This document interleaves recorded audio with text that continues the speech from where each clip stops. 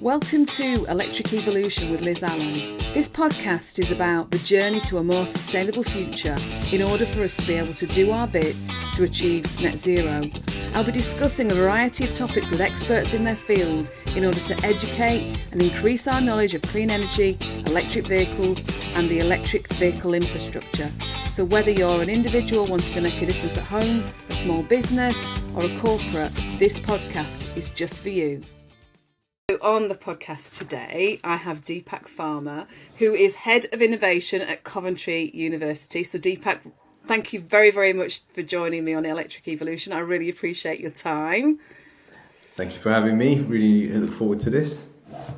So, okay, we've just been having a quick chat before we started this, didn't we? And I just wanted to get you to give us some background to what the project that you're working on is all about. If you can just kind of give me some background. Yeah, sure. So myself, over the last 5 or 6 years, have spent a lot of time working within nascent markets and the skills that we can support with how skills can really make a difference in any nascent market in making sure it grows and has the support it needs and reduces barriers. So over the last 5 or 6 years, we've spent a lot of time working in the digital space around how we support the growing need for things like AI, data science. We all as a economy thrive towards trying to be innovative in what we do. But the one thing we commonly forget is that it's people that do it. And you need the right skills to be able to really grow an innovation into any commercial setting, but also to compete on a global market. So over the last 4 or 5 years, that's exactly what we've been doing. So over the last year, I was brought into a group to support in terms of how the electric vehicles and more emphasis on electricity is growing. Therefore, in itself, is becoming a very, very fast-growing nascent market, and that there was a huge development or a huge gap that was forming in the skills that were available to that market to really drive that innovation. So, the UK government or UKRI and Coventry University have jointly funded a project called the Electric Revolution Skills Hub, and it's currently in development now as we speak. And what that is really designed to do is to put a space or a platform in place for the UK to energize the space of skills acquisition between employers who need it and then the providers who are, or the research centers or the specialist training providers that are developing these new innovations, but additionally making sure that that talent pool that's being created has the right communication, the right level of understanding, and that can really support the UK economy as it grows. And you were saying, weren't you, as well, about kind of the way that some areas of electrification has been kind of hampered due to the lack of skills, and this is where you're kind of filling that gap, aren't you? Absolutely. If we can imagine how we see innovation, you don't always know the destination. What you do know is you can curate innovation by putting the right people together, and having the right people together really needs to be done for a period of time, and it needs to be long enough for that innovation to grow into a commercial setting. And if you don't have the right skills, or the skills are so scarce that organizations are taking each other's people, right? Then that, or what we call poaching talent from each other, then no pod or innovation pod can remain together long enough for anything to really grow into something special. And what we need as an economy is to make sure that to stay at the forefront of that, electric revolution, you could say.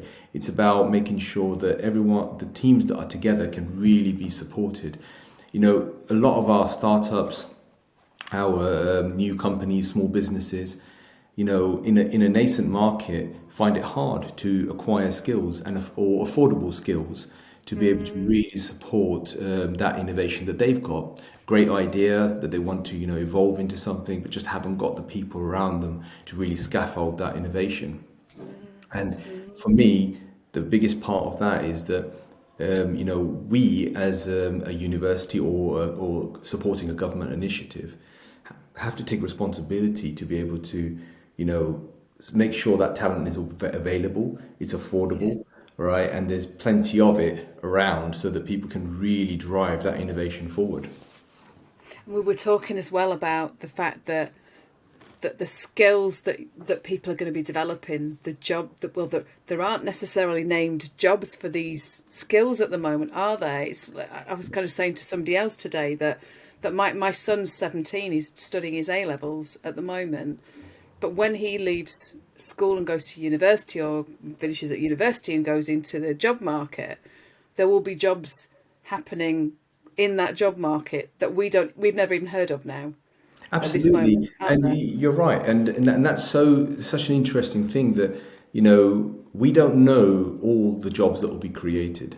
What we do know is that we've seen it over and over again in time where a market will grow significantly, and you've got to have the talents to be able to make sure that economy is sustainable, and if we knew what those jobs were, right, then it would be sort of like a crystal ball situation where you know what you're doing, so you prepare for it.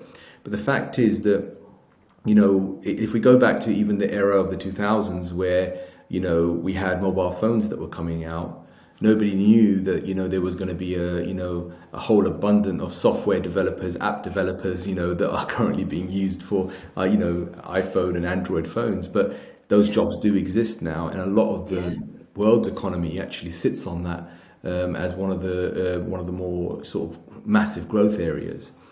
Again, in the electrification space, we know that there is a lot of jobs out there now. We know the kind of skills that are needed now, because at the moment we're very much focused on the design side of things, designing and innovating. But when we start then growing that into manufacture or build or building, making things, there are going to be new jobs that are going to be needed, probably based on certain disciplines, but they're going to be new things that we need to anticipate. And part of the work that I'm doing, or part of the work that we're doing in the Skills Hub, is to make sure the one thing that we can do right now is start increasing the level of understanding between skills and the common languages that are used. For example, if I said to somebody that, I needed somebody in safety, right, in the electrification space, well, what does that mean to someone? Is it that we're stopping them from putting their hand in the machine, or are we talking about somebody who knows the legislation, right? So for us, the biggest role number one role for the Electric Revolution Hub is to complete a piece of work that we're referring to as the body of knowledge. The body of knowledge would be a competency-based framework that actually focuses less on academia, but more on what can that person do, and how do we recognize that person can do it. So therefore, if we can try to categorize that, then already we're energizing that space, because if you're a SME posting a job and you're going to write a job description, then you're using the words that are applicable to the job that you want done. So therefore, I want somebody in motor design, and I need them with this much experience, and they need to be able to do vibration control. Therefore, straight away, the person looking for that job needs to also then say, well, I can do this, right? And that's what I'll search for. And now suddenly they know that the job is available. Young people, like you said, your son, if they don't know a career path exists, or they don't know that they can even come into this space, then the chances are they're going to go somewhere else. And that is never going to help the talent pool to increase within this space. So therefore, it's our role not about increasing communication, making sure that there is clarity in those comms, but also that we're raising awareness, that this whole massive nascent market that is growing is actually going to be a huge career path for you. It's going to give you, there's plenty of jobs that are coming, right? And if you come into this market now, you're going to be highly valuable all the way through it, and you can make a significant career in it. But all at the same time, we're also talking about the people who are already, doing jobs that are mainly mechanical based, for example. They've got to be reskilled. But half of them, or most of them, will look at the internet and look for jobs, but have no idea that this career path exists or what the path is to get to electrification. And it's important that we start building that clarity for them. I think it's a huge part of it. It's so hard, isn't it? Actually, you're kind of started. I suppose you're getting me thinking about all the things that you have to put together in order for people to recognise all of this. For, like you say, for you are kind of like the conduit, aren't you? Really, between like you say, the employer and that person looking for the job. But like you say, when you were saying earlier on about the training providers, there's usually a training provider involved in there as well, isn't there? So it's actually getting them to all start thinking differently. I mean, because this is a long journey we're all on, isn't it? Really, electrification is not a short journey. We're kind of in 7 years when the law changes and there's not going to be any petrol or diesel vehicles kind of being manufactured anymore. There's still going to be cars for people to work on, but actually that journey and the fact that there'll be some being charged up with renewable energy, and it's just going to change so much, isn't it? Just kind of in the coming years. So really, this has got to be a hothouse of talent. But it's how do you find the talent? How do you tell the talent that this is what's available? And how do you like you say, if like I'm a business owner, so how do I know what I want in my business? What kind of person, what they need to know. So yeah, it's just, you've highlighted loads there. Yeah, I mean, it's important. And electrification, or I think when we look at electrification, most common will think about automotive. They'll think about electric vehicles. The truth is, electrification is a lot bigger than that. It's about rail, it's about aerospace, it's about freight, it's about the movement of goods, and Anything that moves. manufacturing. I've visited many manufacturing sites in my time, and I've never seen a combustion engine based robot run on electricity, right? That is manufacturing those products. And Yes. and then we've got the whole question around energy production and storage, right? So all of this put together, you can see the entire economy moving that way. The truth is, electric vehicles have been around for a long time. We had milk floats, I know. it's nothing new. The difference is now is that we're being driven by the government, we're being driven by our net zero agenda, right? Yeah, Being climate. carbon neutral, climate change. And actually that's a great thing, because right now, go back 10 years ago and you went into a school and you talked to kids around engineering or electrification, and the kids were like, oh, that's really interesting, and half of them would switch off, probably the girls, Yeah. right? Yeah. Right. Yeah. And what you get Shame, is but yeah. you get a very dominated, male dominated industry. Well, that's not what we want. We want diversity, because real innovation comes with that diversity. And Yeah. right now, the good thing is that because electrification is seen as a solution to net zero, you can go into schools and have a conversation with another narrative, right? Which is around green, the planet, trying to make things sustainable, the future. And actually, you're already landing with, the whole class there, right? Rather than just, the people that are interested in engineering. Because the moment it becomes a solution to net zero, everyone's interested in it. I mean, my daughter, who is just turning 11, if you talk to her about the planet, the climate change, and suddenly she's interested. And I think that the time is just right to be able to make that intervention now, because that's the future talent. That's where it's going to come from. It's going to come from as the early years. And then, with regards to the government pushing everything, we know that there is going to be no combustion engines by a certain point. There's already, low carbon zones everywhere, right? And, electrification is seen as a solution to, all of this climate change. So therefore, the acceleration between when milk floats were around up until, the last, probably 2012, right? And then suddenly from 2012 to 10 years on, it's just an acceleration of, the need for electrification in the country. I mean, I live I live in the southeast. I live in Reading, and I moved from West Yorkshire in 1995, and I have to say, we it's very hilly in the Pennines, so milk floats were not a thing. They were really not a thing. But so coming down south, and like I say, in '95, and I used to see these milk floats, and I remember thinking, oh my God, how does that work? Oh, it's because there's no hills round here. You kind of hear this thing going around going, nee, Yeah. and it was just kind of, oh my, yeah. So, and I can't remember, my colleague Chris, he came up with, I think it was like the first, kind of electrification's been around since like the 1800s or something like that. Because so we're just moving things forward. We're using skills and innovation, and that's what you're dealing with, isn't it? Kind That's of it. just building that talent pool. I'd love to see all these people in this talent pool, kind of, and moving all of this innovation forward, because it'll be fantastic. It will be, and a lot of people a lot of businesses see that they make an idea and then they need to get their talent afterwards.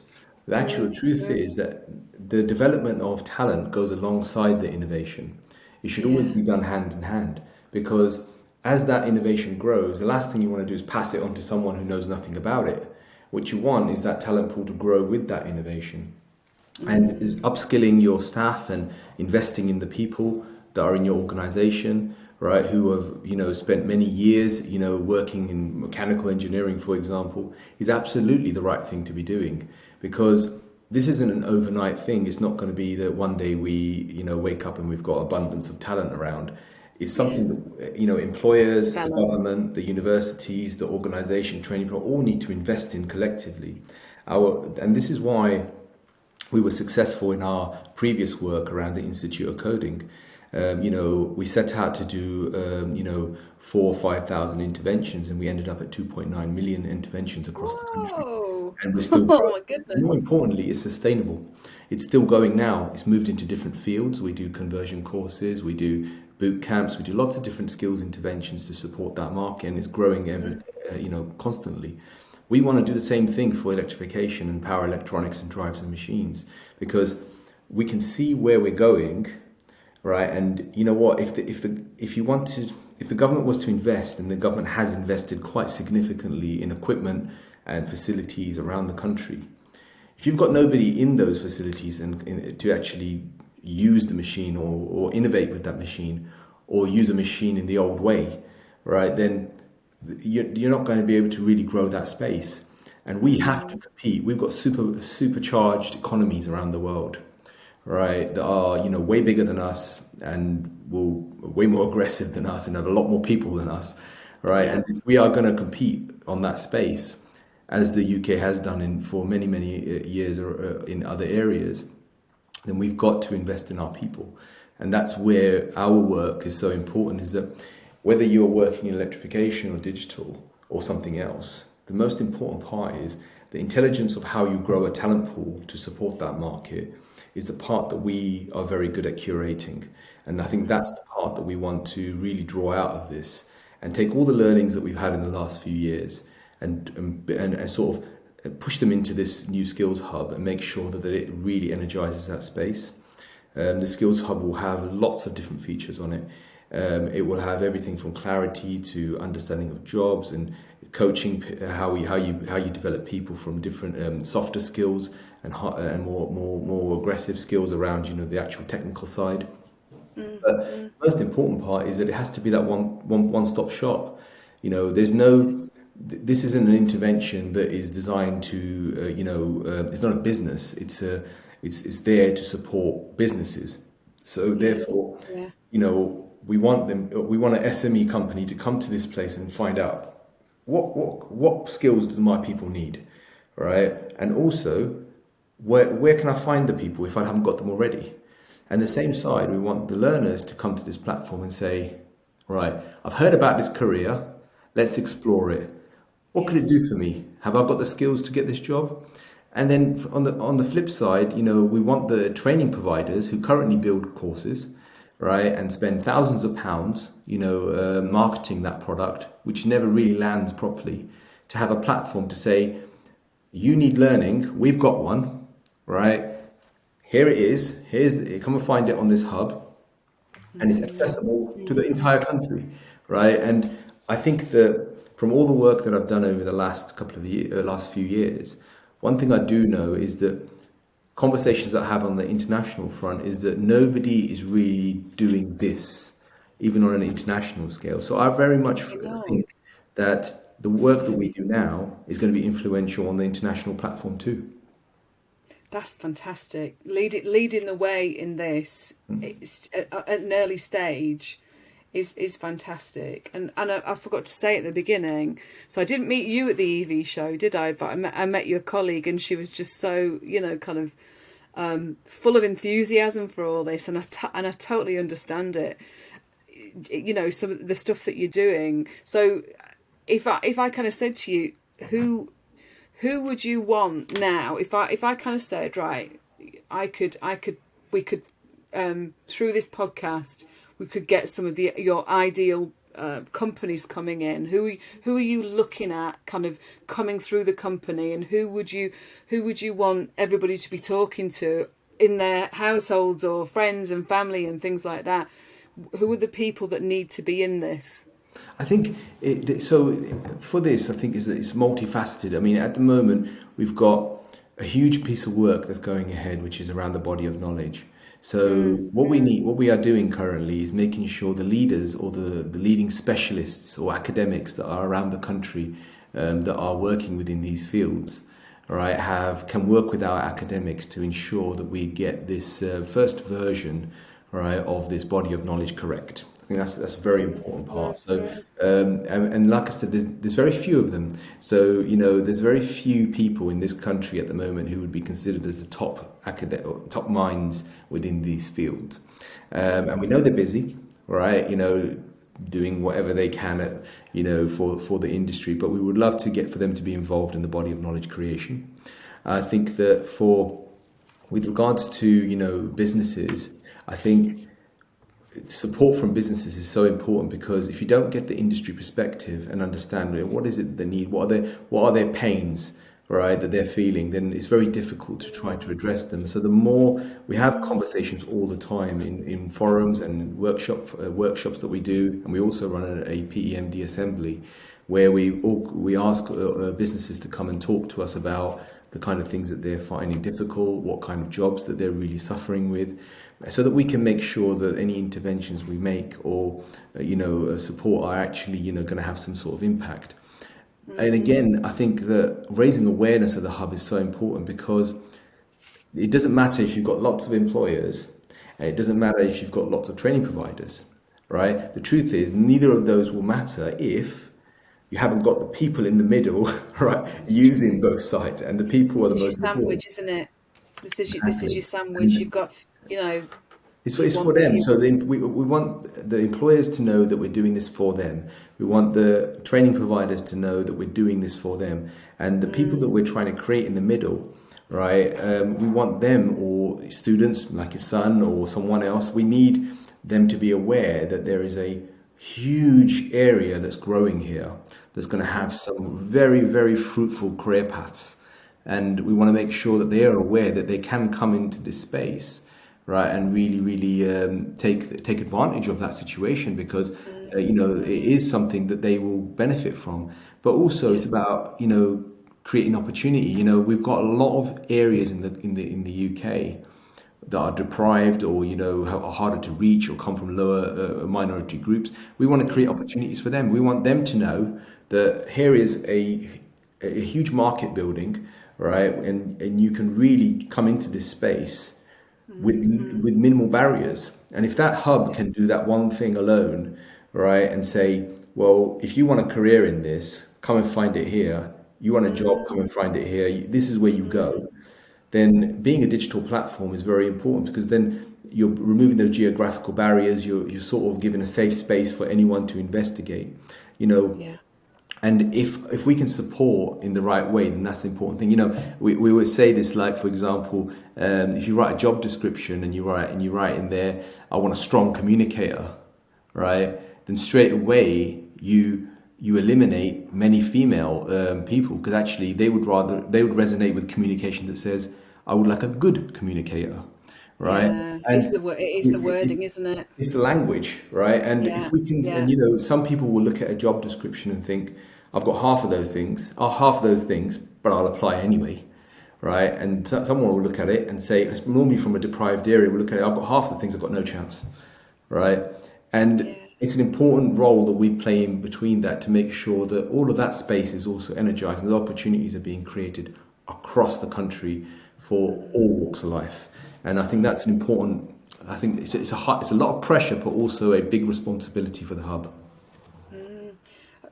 Talking about language, actually, you just reminded me that so recently I was talking to somebody about the language of a job specification, and this is for job. It's not in electrification, but it's specifically for jobs that are already out there, and it's the interpretation. It was the interpretation of that type of role. For example, we were talking around the role of a receptionist, and actually you call a receptionist this word, and people just think, oh, it's somebody just sat on the phones. But actually it's so much more than that. But actually, kind of moving that language to be sort of more modern. I don't know whether I'm explaining this right. More modern day. Kind of. We were talking about like a service side type kind of role. You just change the language slightly, and you get a whole load of different people coming through. And it's just sometimes that interpretation of that name of that role. So getting that name of that role is so important, because actually, you've got people coming for the jobs that you're talking about, and you have to get that body of knowledge right, don't you? Because otherwise, like you say, you're never going to find the right people, because they'll just whiz past that job because they won't actually know that it means something else. Absolutely. If we don't give the clarity, then how can we possibly, articulate what we need, and more importantly, show people the pathway to us, right? It's like, blindfolding somebody and saying, come and follow me, and they're not saying anything else, right? Yeah. They're not going to find you, right? And the fact is that we've got a responsibility to make sure that, we are clarifying and giving a clear communication for that, and that we value that, reception, you have that, like you mentioned, receptionist. Well, there's so much more to a receptionist than just the word reception, but the perception of it makes you think otherwise. It's like a secretary, right, or a personal assistant, right? These are common things that are being, stereotyped, right? The fact is that they're a lot more than what they are. And I think that a similar problem exists in all skills spaces, is that you need to find a common language, but also a language that excites people, right? Yes. I want to be that, right? That inspiration or that aspiring sort of, role that you want to do, right, shouldn't be classified as, something like, I'll just do that. It's just a simple thing that everybody does. But actually, if you're like, I want to go for, that's my goal. Yeah, Right? absolutely. And you want to drive that, sort of specialism. I'll go to the schools and the kids in the school and say, what do you want to be? I want to be a receptionist, right? What does that mean to you, right? Do you think the receptionist is what? Now, if they turn around and say that, someone who answers the phone, right, then that's very limiting. But if they truly understood what someone of that nature does, then straight away they think, well, that's not a receptionist. So what is that then? Well, what is it then? Yeah. Right. But if you think about it, it's kind of it's the language of the person who's put the job out in the first place, isn't it? And this is what I'm trying to get over to these guys at the moment. It's you just change your language, and then you'll change that interpretation. So it's kind of like the conscious and unconscious bias. You even get it for these kind of things, don't you? So actually that phrase is kind of interpreted back in the, and I've just heard that Ruth Maddox from Heidi Heiss died today, so that kind of popped into my head. It's kind of going back into the 1950s, 60s, 70s, you know, that's what this is. Yeah. So I think we do need to move forward with these with the titles of jobs. Yeah. Just because it's got to say what it does now, not what it did then. Absolutely. And, you know, our responsibility is not just to support, you know, the engineers or the operations people in organizations or designers.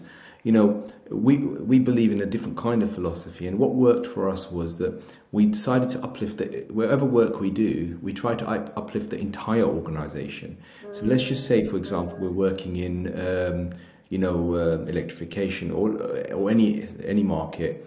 You know, if you only upskill the engineers, well, how do the HR people know what to recruit, right? Yes. If you only upskill the HR people, then what about the marketing people? How are they going to market your product, right? Yes. You know, everyone's going to understand it.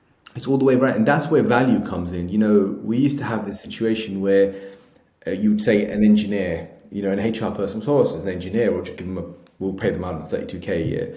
Right, it's an engineer. No one asks the questions that are deeper. Well, what's that knowledge area of that engineer? Is that an engineer that is a specialist in this field or that field, and therefore can we command that? Right, and therefore when they publish the job and they suddenly don't get any applicants, or they get 3 or 4 applicants that are not up to the standard that they want, they're asking the question. Well, why didn't we get anybody applying for this job?